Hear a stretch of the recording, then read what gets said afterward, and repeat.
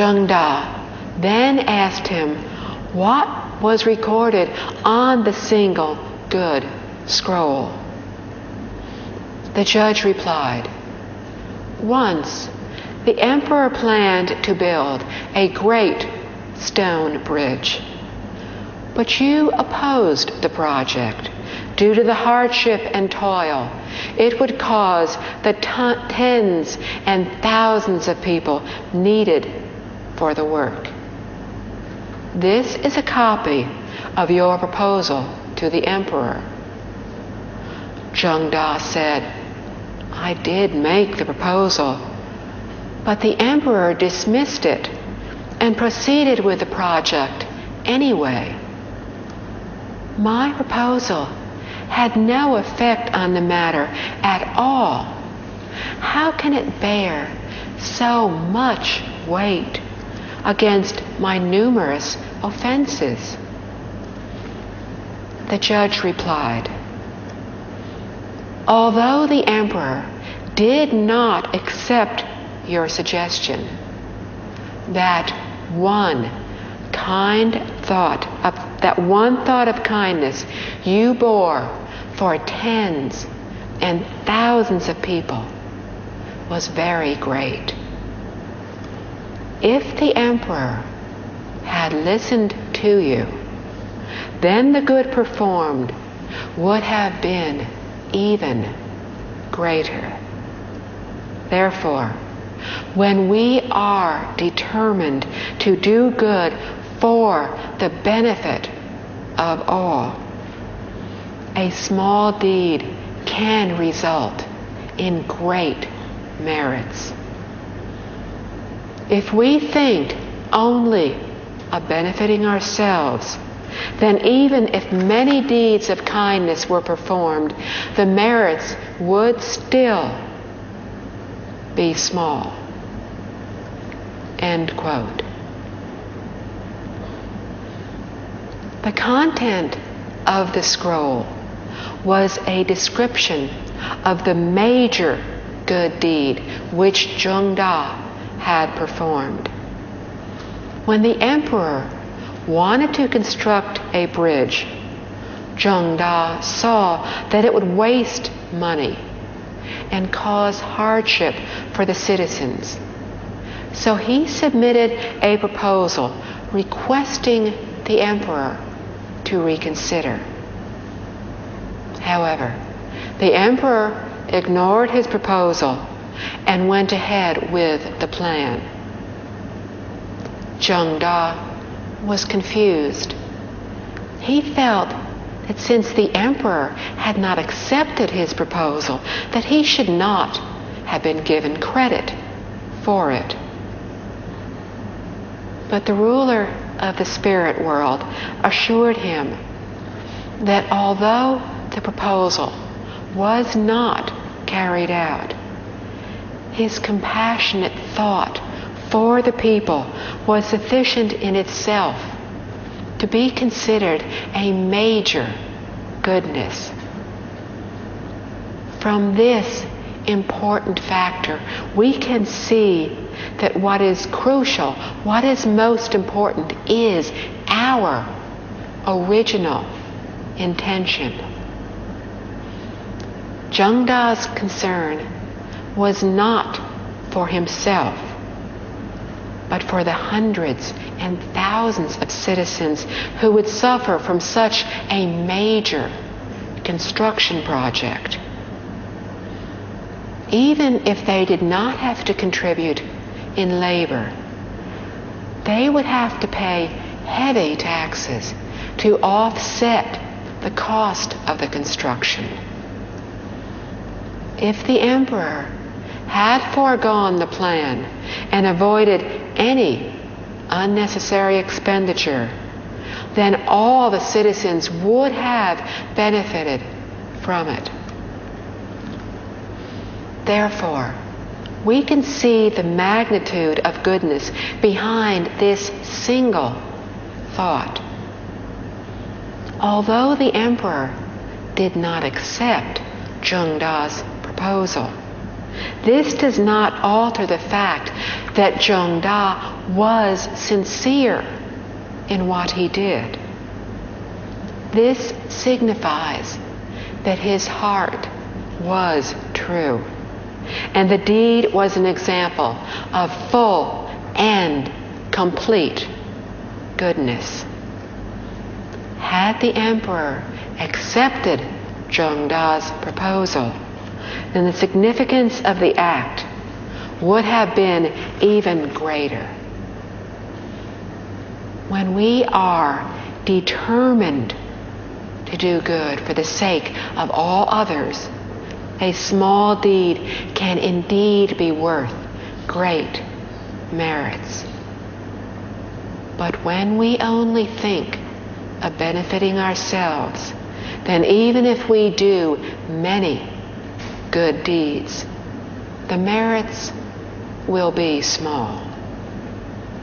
However, herein lies the difference between big and small goodness.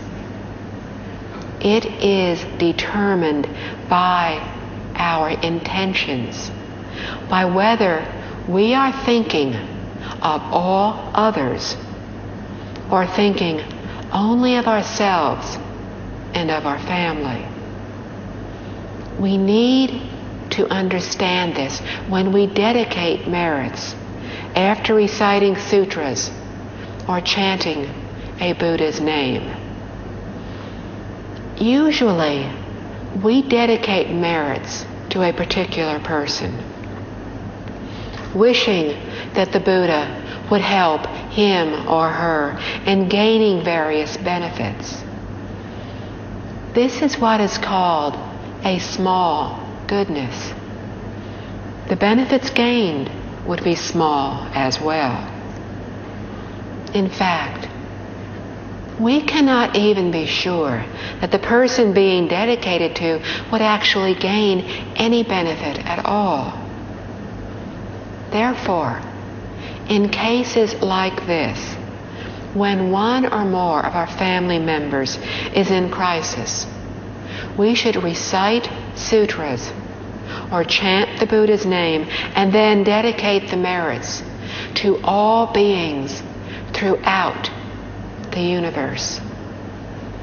We should wish that all living beings would no longer undergo illness or suffering, and that they would all be happy and healthy.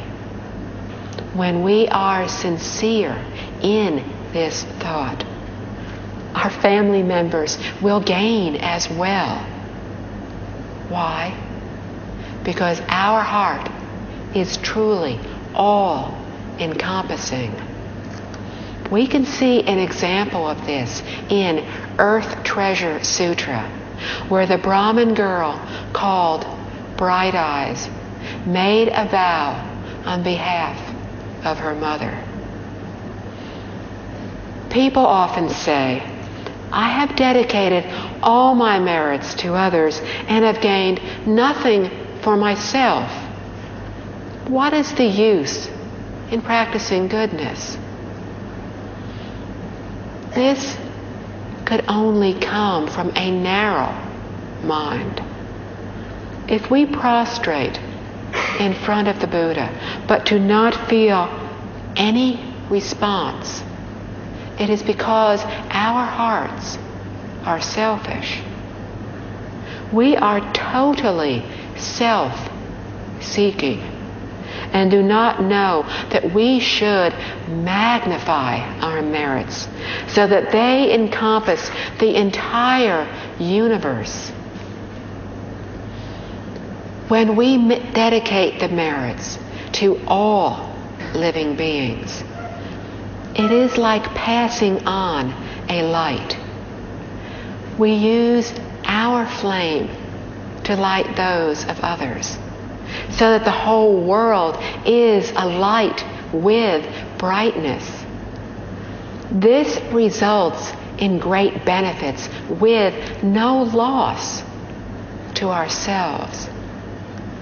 This is why people who practice Buddhism need to dedicate their merits from their practice to reality, awakening, and all beings, animate and inanimate, in order to uncover the perfect, complete Buddha nature. The heart and roots of Chinese culture lies in two things, namely ancestral memorial halls and the classical Chinese language. The reason China became a country with so much cultural history is due to the strong foundation of human relationships. Classical Chinese must be preserved, because if we cease its use, then the Chinese would suffer overwhelming adversities and the race would never be restored. Also, we need to preserve the Mahayana teachings. As long as we can preserve these three things, then not only will China have a bright future, but the world and the universe will also benefit. From the book. What is difficult goodness and easy goodness? Knowledgeable scholars of the past said, when one wishes to conquer greed and desires, one should start with what is most difficult to overcome. When Confucius talked about how to cultivate our humanity, he also said to start with what is most difficult to practice. End quote. This section cites the teachings of ancient sages and virtuous people, which tell us that we possess innumerable afflicting habits and desires. Therefore, they taught us to start with what is most serious. If we can overcome our most serious faults, then we can overcome other matters which will appear trivial in comparison. When we want to eliminate the bad and practice all that is good, we must know where to begin. This is also why, when Confucius was teaching about the cultivation of humanity, he believed that we should start with what is most difficult to practice. From the book. For example, the old teacher, Mr. Shu of Jiangxi, gave 2 years' salary to a poor family who owed money to the government. Thus, he saved them from being torn apart if the husband was sent to prison. End quote. This is a very good example because Mr. Shu did something which was difficult to do and gave up something which was difficult to give up.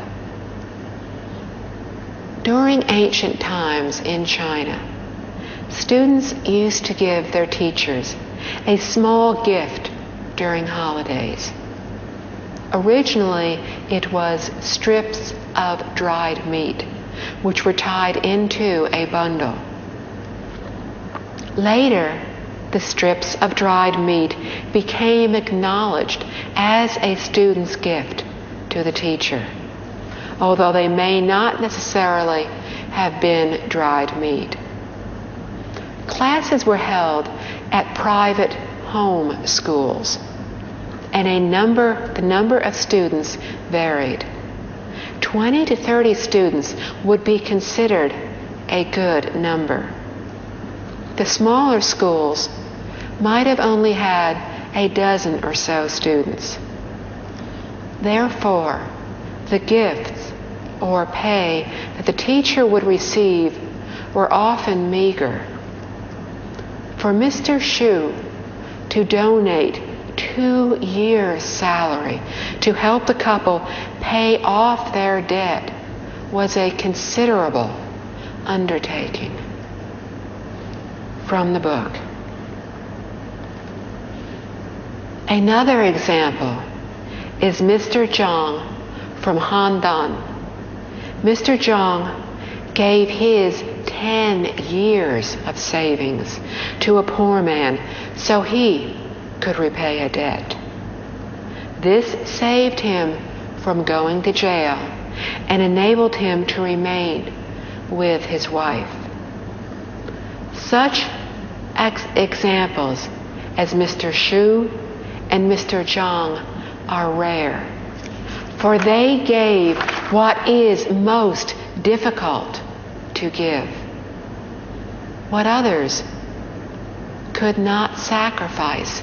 They did so willingly. End quote. Mr. Shu gave away 2 years of salary. Mr. Zhang gave away 10 years of savings. In both cases, they were given to pay back money that was owed to the government. Usually, an offense of not being able to pay back public funds would entail a jail sentence for the offender. By paying back the funds, the family was saved from being torn apart. We depend on money and materials to survive.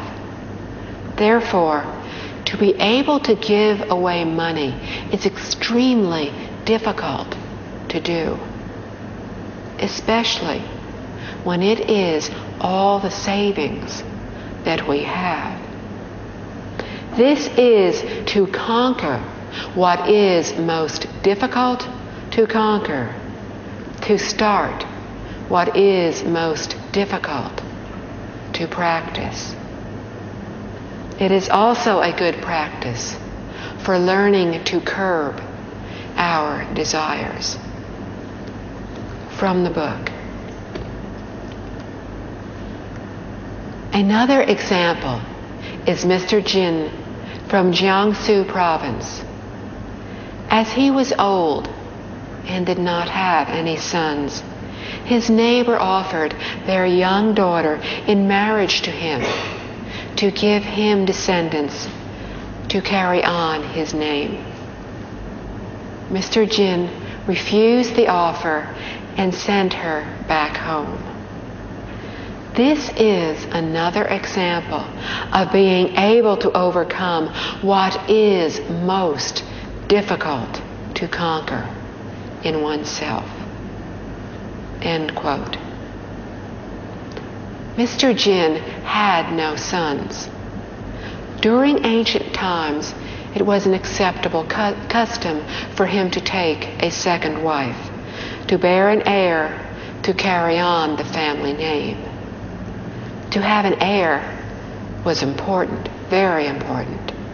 A neighbor wanted to give their very young daughter in marriage to Mr. Jin. However, he recognized the large age difference, and although he really wanted a son, he felt he could not ruin a young girl's future just to serve his own purpose. This is a good example of restraining our own desires even when it is most difficult to do so. From the book. Therefore, the heavens showered down good fortune, which was especially good for these 3 men. It is easier for those who have money and power to accumulate merits and virtues than for those who are poor. However, if we refuse to cultivate kindness even when it is easy and we have the chance to do so, then it would truly be a shame. For those who are poor and without prestige, doing kind things for others is very difficult. However, if even in this difficulty we can still manage to help others, then it would be even more valuable. End quote. These are the differences between difficult goodness and easy goodness. Upon understanding this logic, we should learn to grasp any opportunities to practice goodness and accumulate merit. Once we lose an opportunity, we may not get another when we really want to practice. Wealth does not last forever. Our luck changes every 5 years. During our lifetime, there will be the best 5 years and the worst 5 years. If the good years are during our old age, then this will be true good fortune. On the other hand, if the worst 5 years occur during our old age, then this will be even more difficult because the hardships that we suffer then will be in addition to our being weak and having more difficulties, because physically we are already at a disadvantage. Therefore, we should learn to practice goodness at an early age to let everyone share in our good fortune, because once we give it away, we will still gain whatever we are destined to gain. When we are young and strong, we would do well to not exhaust all of our good fortune. If we do not use it up, then it will be kept intact for us to enjoy later in life. Similarly, if we suffer hardships first, then there will be none left for us to endure when we become older. This is why we must learn to cultivate and accumulate good fortune for us to enjoy during our old age. It is most important that as Buddhists, we know exactly why we are practicing. We do so to accumulate the good fortune, the ultimate good fortune, for when we die. What is ultimate good fortune? That of no illness, of knowing that when our time is up, we can leave this world in a sitting or standing position, and that we know exactly where we are going. This is the greatest good fortune. It is up to those who practice Buddhism to help others who are willing to learn, so that we can all share this same great good fortune. It is easier to help others when we have wealth and prestige, and therefore it is easier for us to accumulate merits. However, when we have prestige and status, we must remember not to use them against others. Instead, we should use them to our advantage to perform more good deeds and to help others. If we have the means to do so, but choose not to, then we have wasted an opportunity. On the other hand, when we are poor and do not have the means, but still choose to help others, then the difficulty of the task makes the act even more valuable. From the book. There are many ways to help others whenever the opportunity presents itself. These can be simplified into 10 important categories. The first is supporting the practice of kindness. Second is revering love and respect. Third is helping others to succeed in doing good. Fourth is persuading others to practice kindness. Fifth is helping those in desperate need. Sixth is developing public projects for the greater benefit of people. Seventh is practicing merits by giving wealth. Eighth is protecting and maintaining the proper teachings. Ninth is respecting elders. And 10th is loving and cherishing all living things. End quote. This is what is often referred to as being joyful over others' meritorious deeds. We do our best to help everyone at every possible opportunity. Because there are so many different kinds of virtuous conduct that can be accomplished when the right opportunity arises, they have been summarized into these 10 main categories.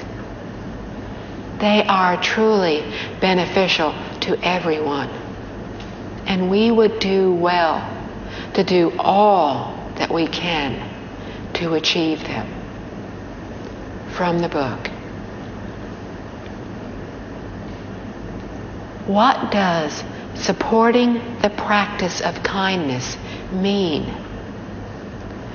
During the Yu dynasty, there was an emperor by the name of Shun. One day, before he became emperor, Shun was watching some fishermen on Lake Lhasa. He noticed that all the younger and stronger fishermen took the spots where the water was deep and the fish were abundant, while those who were older and weaker were left with the rapids and the shallow water, where there were very few fish.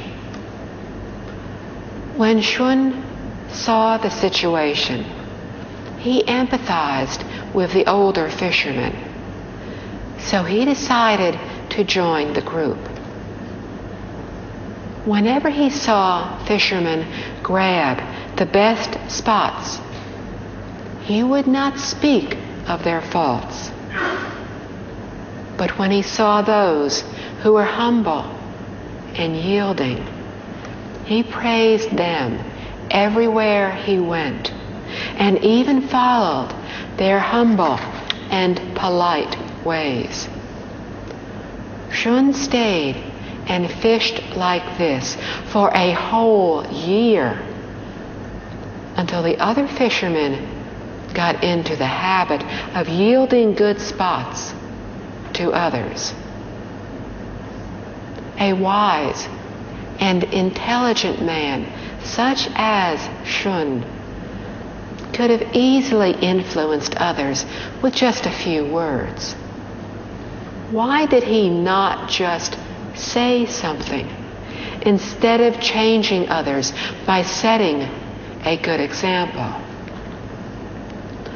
Shun's painstaking and good intentions were like the expert craftsmanship that comes only as the result of long practice and hard work. End quote. Mr. Liao Fan used an example here to teach us how to interact with people and how to lead and encourage others to practice kindness. During ancient times, fishing was an important part of daily life. The older fishermen were left with the rapids and shallow water where there were very few fish, because the best spots were taken by those who were younger and stronger.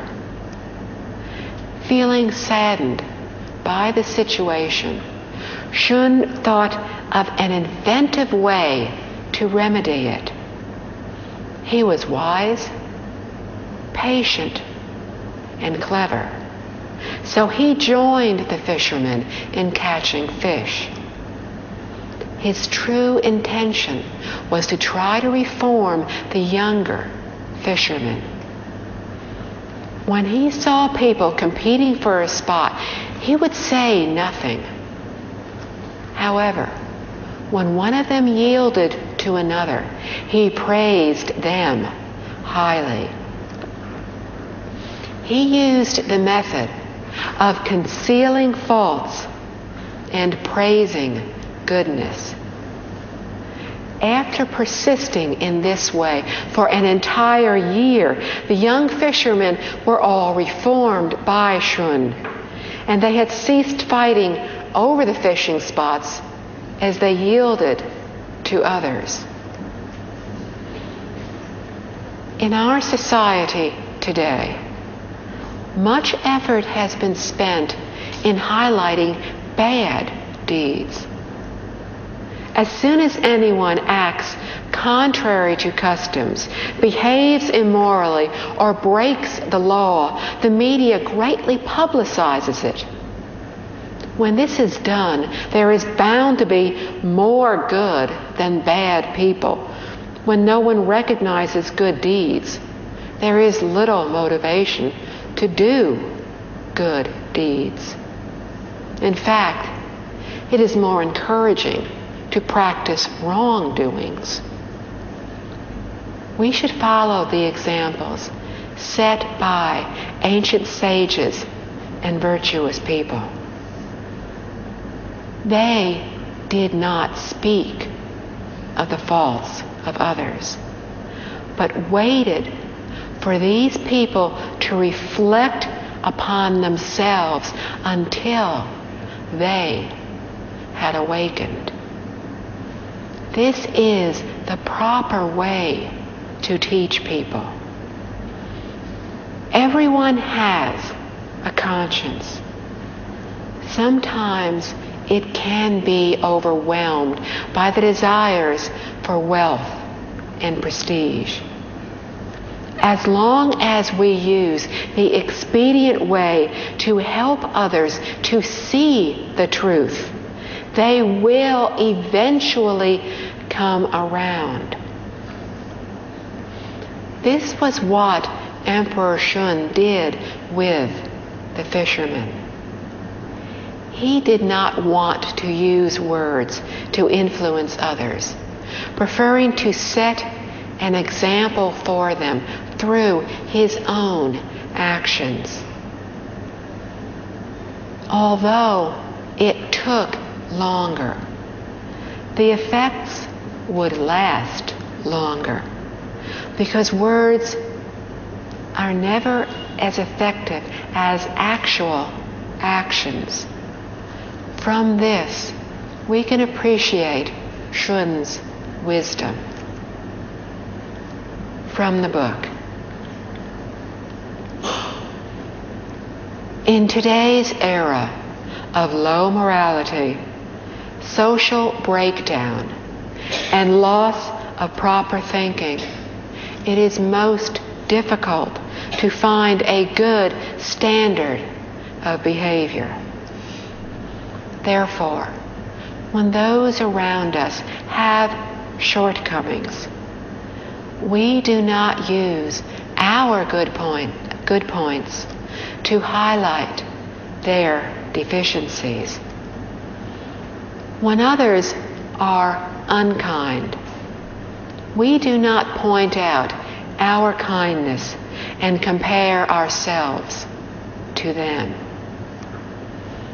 When others are not as capable as we are, we do not purposely surpass them with our abilities.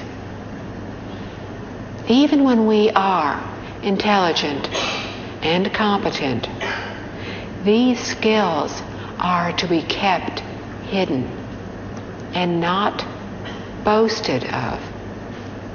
Instead, we need to behave even more modestly than ever. When others make mistakes, we tolerate and conceal them, providing the opportunity to reform without the loss of self-respect. End quote. We need to painstakingly refrain from these acts.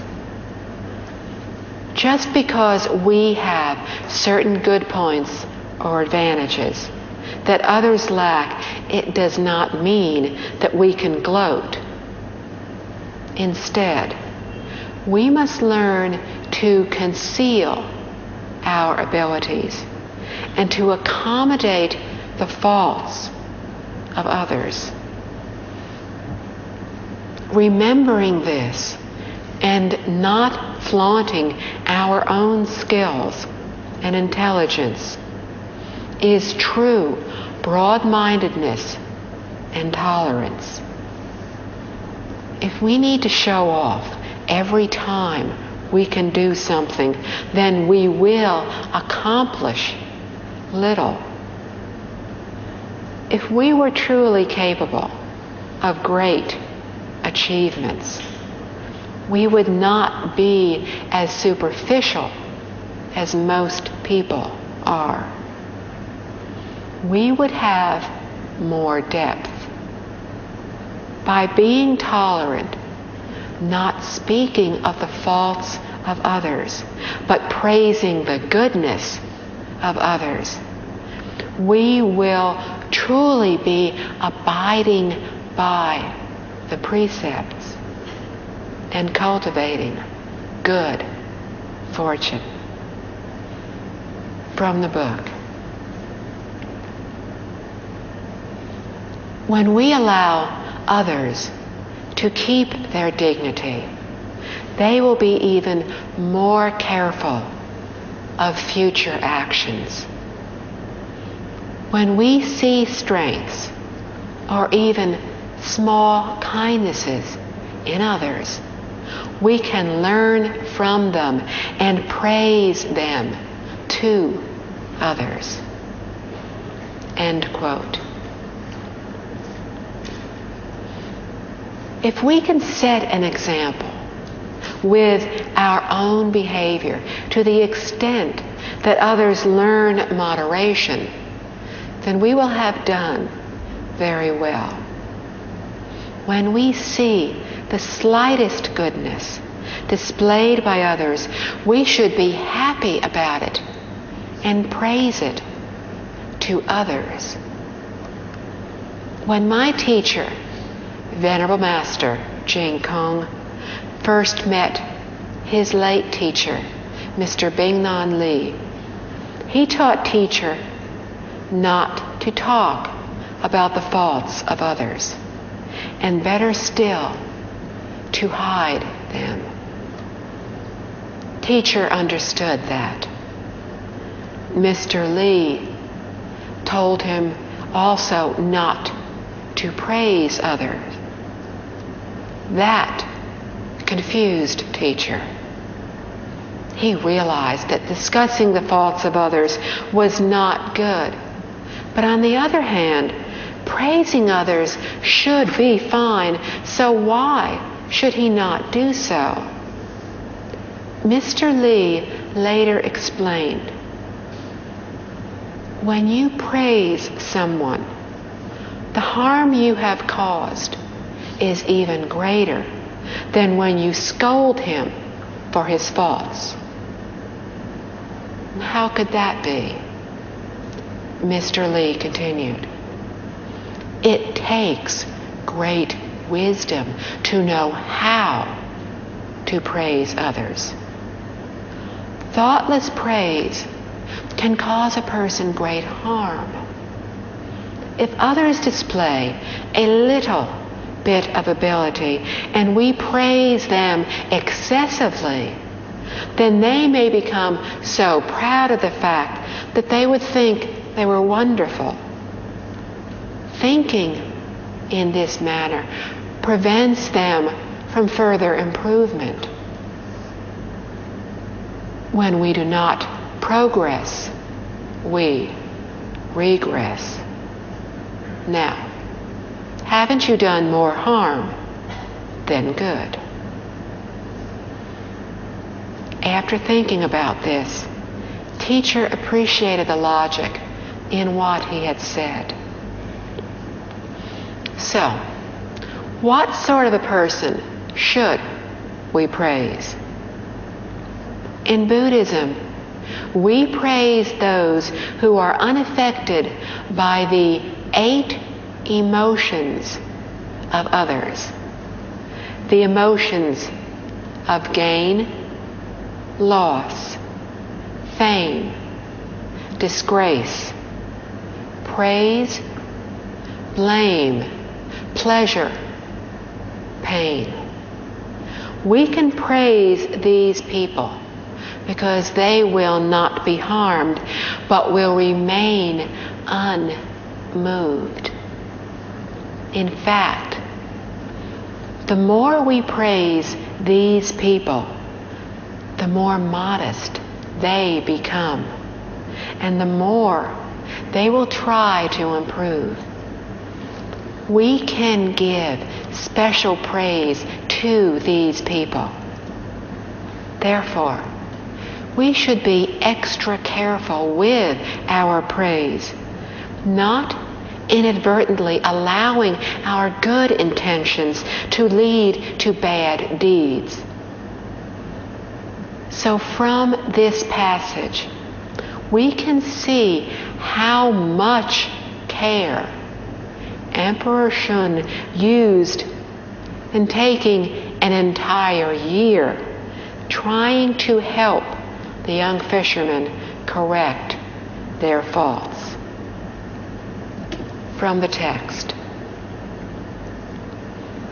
In daily life, we can refrain from speaking and acting with selfish intentions, but instead seek to benefit society. We can set standards for others to follow. These are the qualities of a great person who thinks of the public welfare as more important than his or her own. End quote. When we set standards for others to follow, we should set a standard, an example, with our own behavior. What are the qualities of a great person that Mr. Liao is talking about? It is someone who disregards personal welfare and thinks only in terms of benefiting others, as opposed to the selfish person who thinks only of benefiting the self. For example, bodhisattvas would be considered great persons. In the 8 Great Person Enlightenment Sutra, the term great persons refers to bodhisattvas and the 8 kinds of enlightenment. It discusses the path and the deeds of bodhisattvas. From the book. What is meant by revering love and respect for others? Sometimes it is hard to tell from appearance whether one is an honorable person or a fraud, since frauds usually pretend to be honorable. Mencius said that the difference between truly honorable people and ordinary people lies in their intentions. The difference between them is like black and white. End quote. Confucianism talks about honorable persons, sages, and virtuous people. In Buddhism, there are innumerable Buddhas and bodhisattvas. What differentiates them from ordinary people is intention. It is extremely difficult to distinguish by appearance alone. And this is why we have often misunderstood virtuous people. For example, in the past, there were 3 monks from Tiantai Mountain in Zhejiang Province named Han Shan, Shuda, and Feng Gan. This account is recorded in the diary of Tiantai Mountain. At the time, everyone viewed the 3 monks as suffering from mental disorders because their behavior was so unusual. Nobody would associate with them. This shows how appearances can be very deceiving. Feng Gan's job was to pound the rice in order to remove the husks, which was what Master Hui Neng did when he was in Huangmei. Feng Gan was actually the transformation body of Buddha Amitabha, who husked the rice to feed everyone. Han Shan and Shuda were the transformation bodies of great wisdom bodhisattva and universal worthy bodhisattva. They worked in the kitchen too, lighting fires for the stove and performing other miscellaneous duties. They went shoeless, dressed raggedly, and acted absurdly. No one felt they were worthy of anything. It is true that by judging by appearances only, it is difficult for most of us to differentiate those who are truly virtuous people. Fungan was the one who revealed that they were actually transformations of 3 virtuous people. At that time, there was a local magistrate, Magistrate Liao, whose mother fell ill while they were traveling to his new post where he was supposed to report. Mr. Liao became very anxious after several doctors had failed to help his mother. When Fungan was passing through the neighborhood, he sought out Mr. Liao and said, "Someone in your household is ill. I am able to help this person." Afterward, the magistrate naturally felt immense gratitude. Seeing that Fungan was a monk, he inquired about his way place.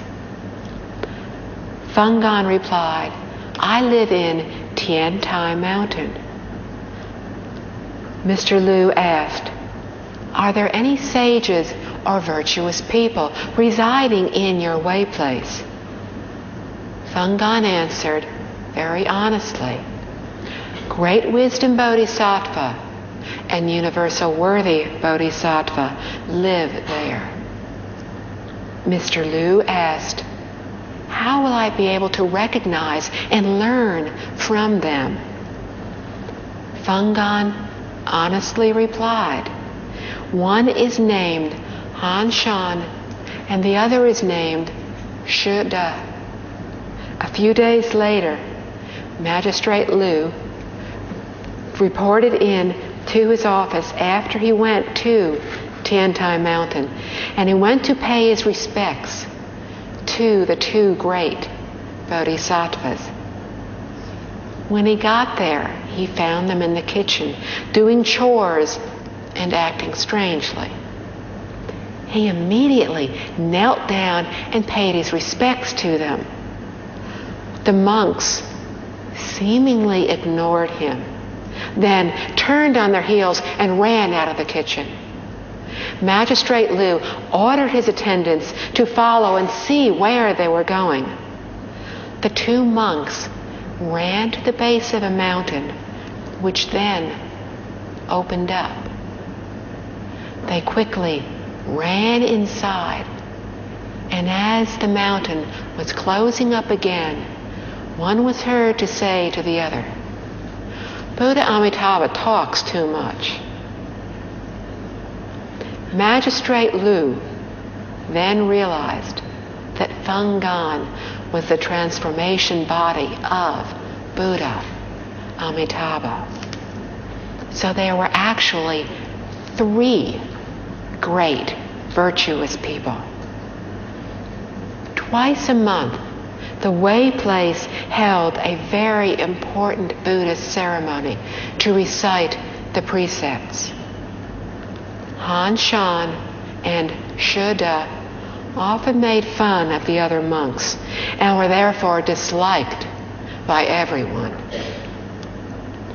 When the others realized that these 2 monks were actually the transformation bodies of great bodhisattvas, they were deeply ashamed that every day these great sages had served them their food.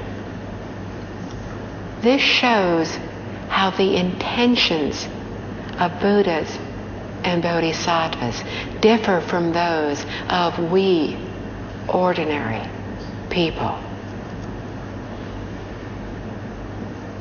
If we genuinely have the wish to transcend our world of suffering, we need to no longer have the same intentions as ordinary people, but instead we need to have the same intentions as Buddhas and Bodhisattvas. Every year, every month, every day, every minute, we need to do our very best to only think, say, and do that which will benefit all others. If we try to do our very best, we will accomplish full goodness. But if we still have doubts and reservations, and thus have not done all that we can, then we will only achieve half goodness. So when we are accumulating virtuous deeds, we need to do so with the heart of sincerity. After reading Liao 4 lessons, we must believe that we have the courage, the determination to undergo anything, as long as we act with sincerity. We will receive so much more than we ever imagined possible. However, if we act in the hope of gaining this great return, then we have not acted with a heart of sincerity. We could give everything that we have, but we would barely receive half goodness. If we perform good deeds without expectation of reward, without the wish for prestige, wealth, wisdom, or long life, without the wish for anything, then we are bound to receive full and complete everything. Is this not being free and at great ease, enjoying the great liberation?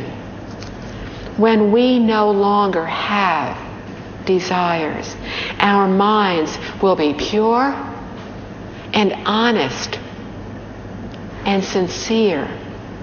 Our hearts will dwell in stillness and serenity and joy. Our behavior will thus be a reflection of our true nature. When our true nature and virtues are uncovered, what we find, what we will receive, will be incredible. We will finally be able to transcend the 6 realms of birth and death. We will finally be able to go to the Western Pure Land of Buddha. Amitabha. Amitabha. Thank you.